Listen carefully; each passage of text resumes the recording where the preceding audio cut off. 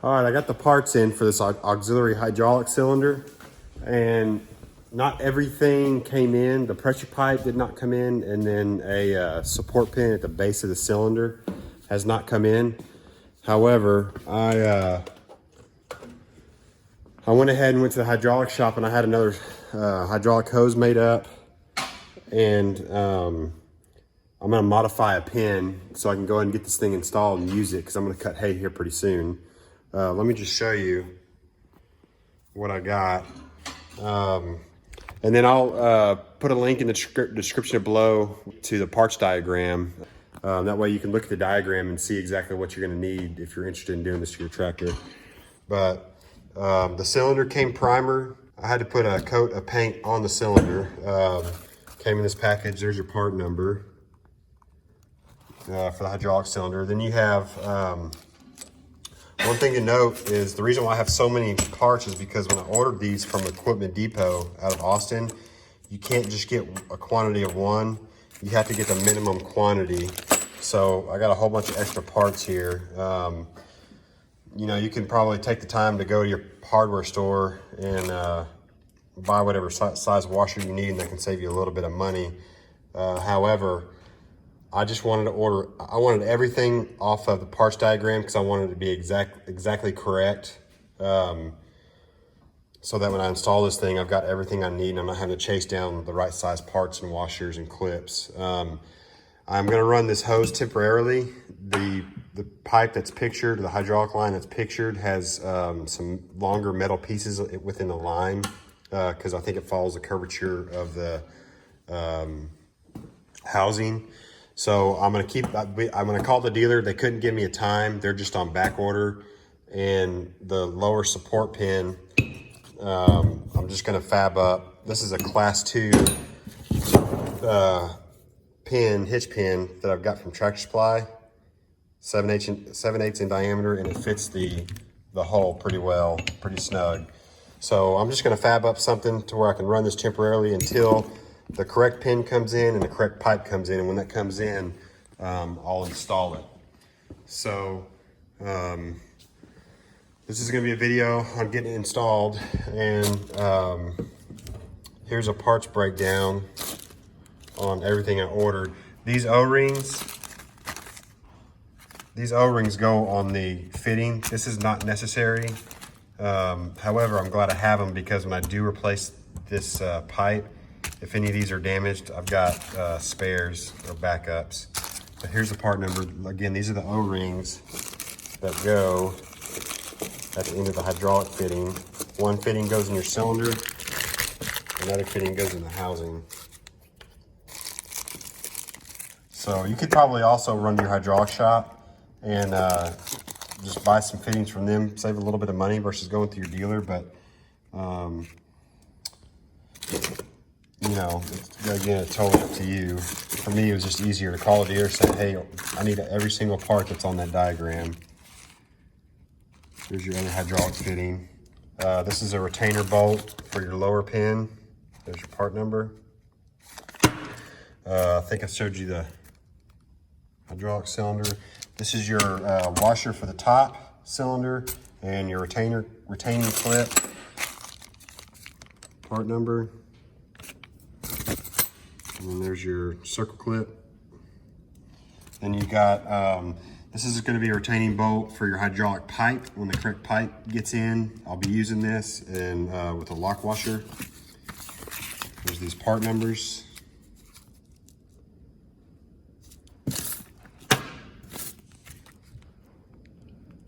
So I'm gonna go ahead and get to the install, and I'll record and let you follow along and see how it goes. All right, first things first, we gotta get this up on here. Get this sliding down.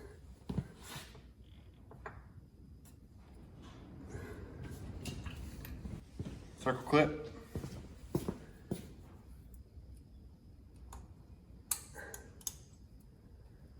Let me get all this paint.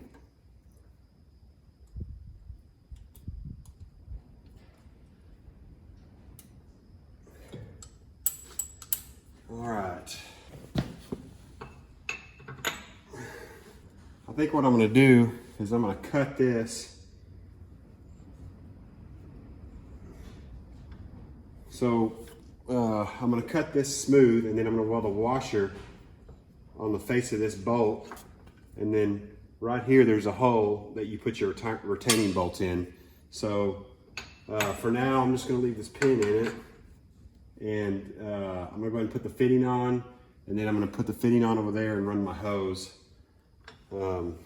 And then I'll do all this fabrication last. Okay, so on your 90s, each end is the same size. This is where your hose goes onto, your O-ringed ends, but the other ends where your fittings screw into the cylinder and to the housing, they're different size.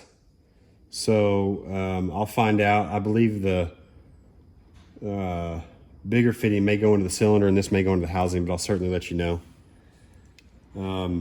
But what you can do is you can pull out your cap, and then you pull out your plug on the housing, and you can take this cap up there to your hydraulic shop, and that'll give you your thread pitch, and then take your cap off your housing. That'll give you your thread pitch to order you a fitting like this, and then just make both ends the same size. Just get you a 90 with whatever thread pitch that is, and then your face fitting. And then again, you can save some money that route instead of going through the dealer, if it's more convenient for you. See here,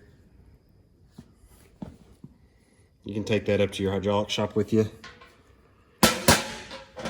and get it matched up.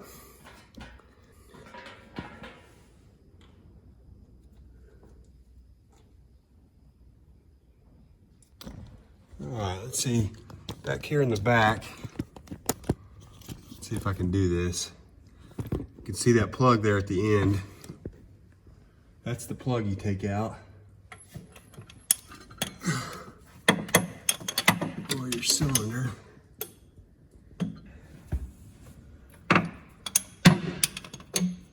And that is a 7/8.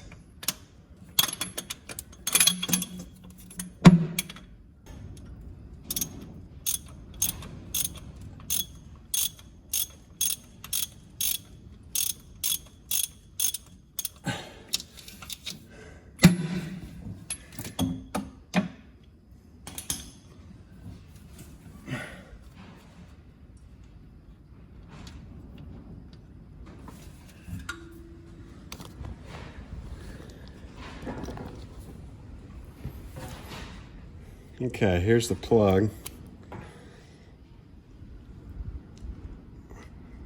That was removed. And that is a 7/8 size plug. And it's a 7/8 size wrench to tighten it down.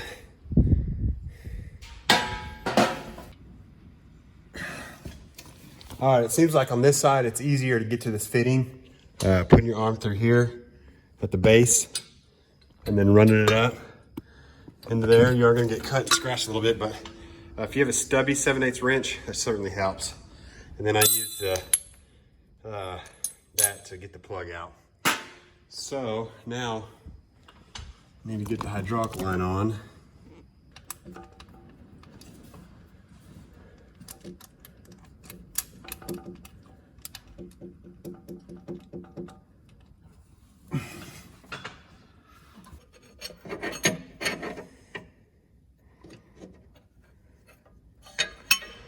Shorter wrench.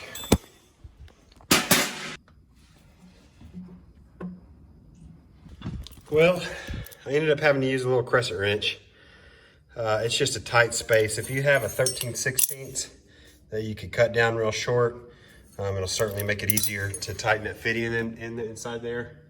And I also had to go underneath the tractor and lay on my left side and put my arm up there and reach to tighten that fitting up. So that's gonna be fun when I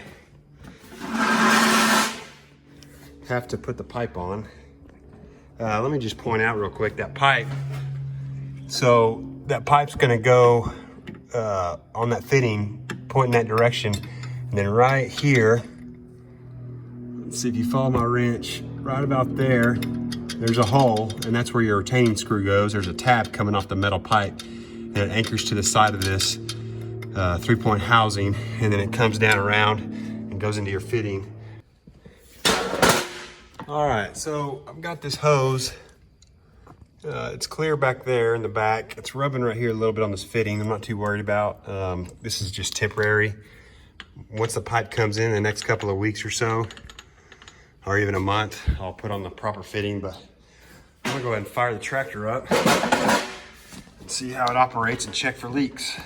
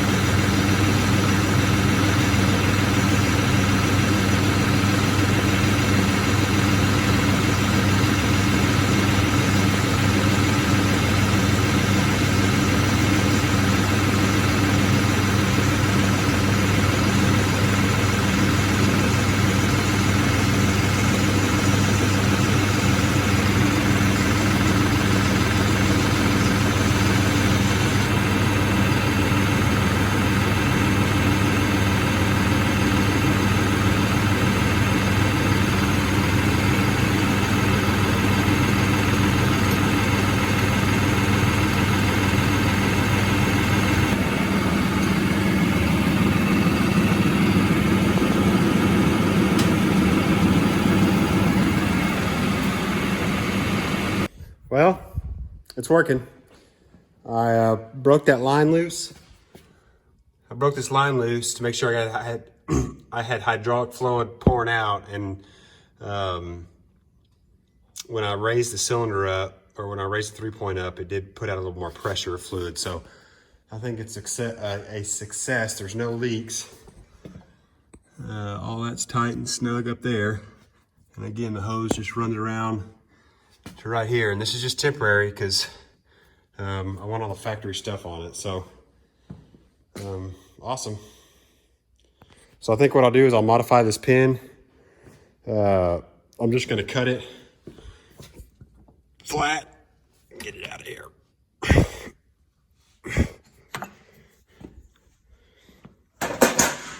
I'm just going to cut it, weld the washer to the end, drill a hole in that flat washer, and then bolt it up. I'll show you the outcome when it's all done. So parts I didn't use.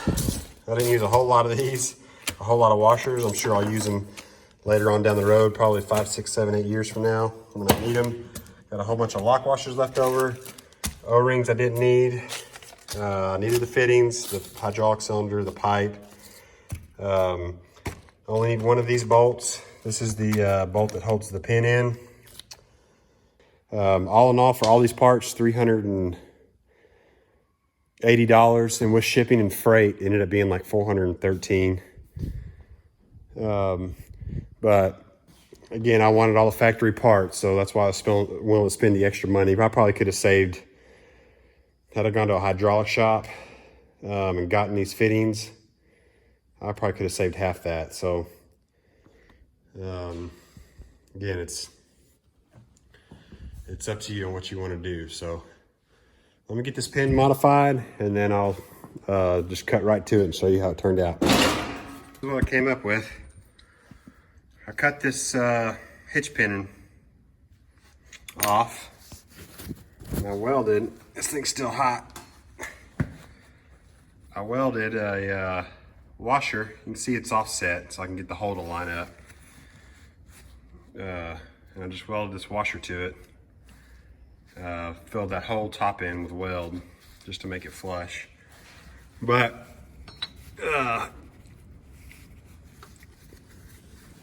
like I said, when the correct parts come in, I'll install them, and then I'll update it on whatever video I'm in the process of making at the time.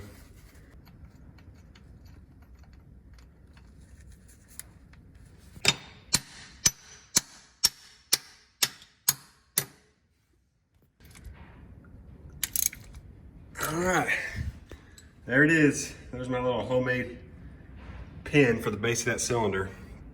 So I'll hook up to the disc mower real quick and put some weight on it, test it out, and yeah, so check it out.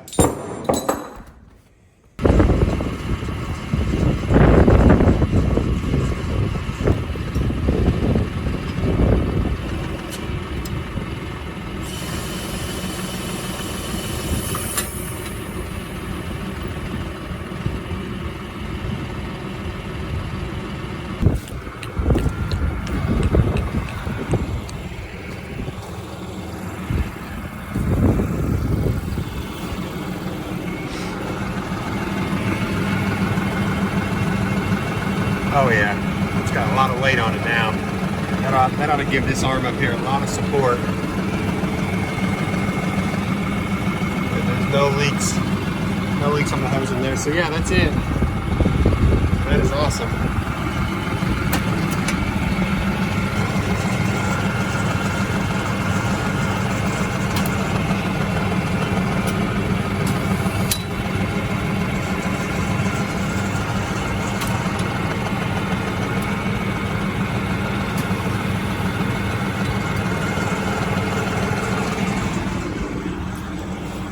Well, I think it's a success. It's really going to support that 3-point upper assembly with that disc mower. That's my whole intention of buying that thing. So hopefully that helps some of y'all that have these tractors and want to add a third auxiliary cylinder to support your 3-point system if you carry a lot of weight, or if you run a disc mower off one side, it'll really help that. So thanks for watching. See you next time.